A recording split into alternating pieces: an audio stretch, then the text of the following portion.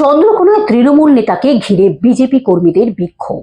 পশ্চিম মেদিনীপুরে চন্দ্রকোনায় তৃণমূল কংগ্রেস নেতা হীরালাল ঘোষকে আটক করে পুলিশ নিয়ে যাবার সময় রণক্ষেত্রের চেহারা নিল এলাকা। উত্তেজিত জনতা এবং বিজেপি কর্মী সমর্থকদের তুমুল বিক্ষোভের মুখে পড়তে হলো পুলিশকে। পরিস্থিতি নিয়ন্ত্রণে আনতে পুলিশকে রীতিমতো হিমশিম খেতে হয়। জানা গেছে, তৃণমূল নেতা হীরালাল ঘোষের বিরুদ্ধে একাধিক অভিযোগকে কেন্দ্র করে চন্দ্রকোনা থানার পুলিশ তাকে আটক করে থানায় নিয়ে যাওয়ার তোড়জোড় শুরু করে।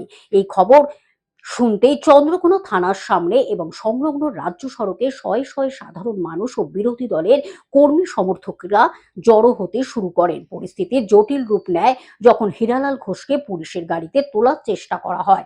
উত্তেজিত ও ক্ষিপ্ত জনতা সরাসরি পুলিশের পথ আটকে দাঁড়ায় এবং তাদের স্পষ্ট চরম দাবি ছিল, তৃণমূল নেতাকে পুলিশের হেফাজতে নেওয়া চলবে না, তাকে জনতার হাতে তুলে দিতে হবে। এই দাবিকে কেন্দ্র করে উপস্থিত জনতার সঙ্গে পুলিশের তীব্র বাদানুবাদ, তর্ক বিতর্ক।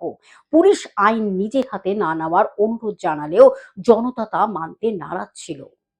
অন্যদিকে বিজেপির কর্মী সমর্থকেরা এই ঘটনাকে কেন্দ্র করে চন্দ্রকোনায় মূল রাজ্য সড়কের ওপর দীর্ঘক্ষণ অবস্থান বিক্ষোভ শুরু করেন।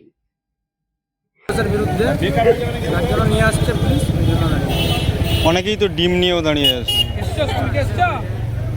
ওটা চন্দ্রকোনা চলেছে, আজকে তার প্রতিফলন হচ্ছে, তার করা কার্যের প্রতিফলন। পশ্চিম মেদিনীপুর থেকে কল্যাণ মণ্ডলের রিপোর্ট, গ্লোব নিউজ।